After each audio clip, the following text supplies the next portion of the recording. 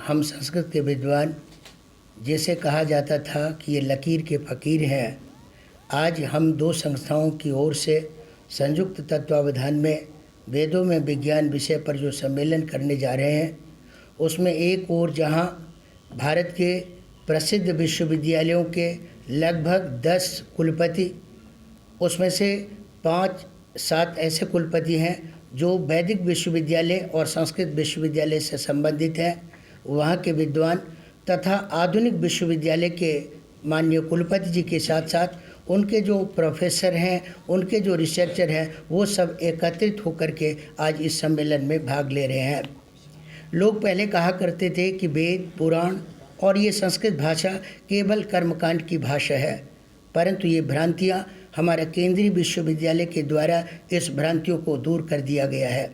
हमारे केंद्रीय संस्कृत विश्वविद्यालय में जहाँ वेद, वेदांग जैसे कठिन और दार्शनिक ग्रंथों का अध्ययन अध्यापन होता है, वही उसके बराबर में जो आधुनिक विद्याएं हैं, चाहे वो कंप्यूटर से संबंधित हों, चाहे समाजशास्त्र से संबंधित हों, दोनों विद्याओं के समानांतर में हमारे यहाँ अध्ययन अध्यापन हो रहे हैं।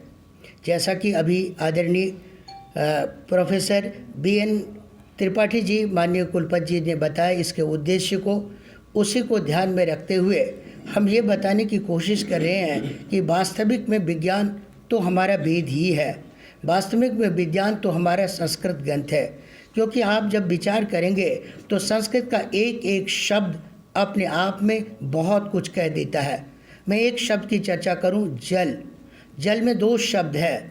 जो पहला अक्षर है ज, वो बताता है जायते जस्मात् तत् जलम, अर्थात जहाँ से सृष्टि की उत्पत्ति होती है वह जल है। और दूसरा अक्षर ल है जो लय का सूचक है, और वो बताता है कि अंत में सृष्टि जिसमें विलीन हो जाती है वो जल है।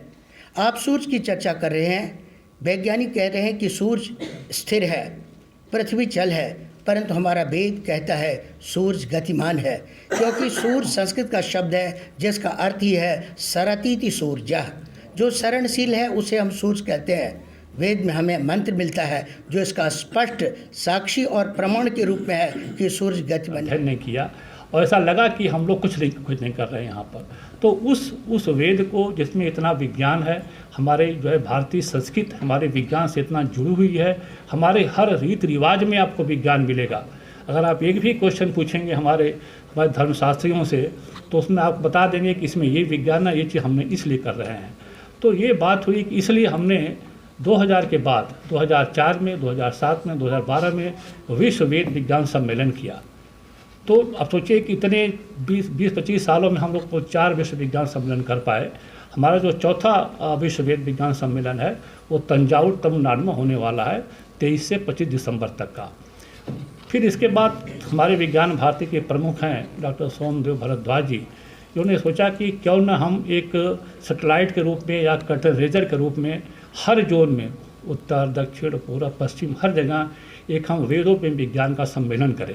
तो यहाँ से ये उत्पत्ति हुई कि भाई पहली ये हमारी कॉन्फ्रेंस जम्मू में हो रही है वेदों में विज्ञान की, जिसमें कि हम जो है विज्ञान भारती और संस्कृत विश्वविद्यालय ये दोनों मिल करके ये कर रहे हैं। और आपको ये जानकर आश्चर्य हुआ कि इसमें 200 से ज़्यादा पार्टिसिपेंट आ रहे हैं। लगभग 10 स्टेट से संस्कृत बड़े बड़े विद्वान, बड़े बड़े वैज्ञानिक यहाँ पर आ रहे हैं जो इसमें पार्टिसिपेट करेंगे, मनन करेंगे, मंथन करेंगे, बहुत सारे तरह के पेपर यहाँ प्रेजेंट करेंगे।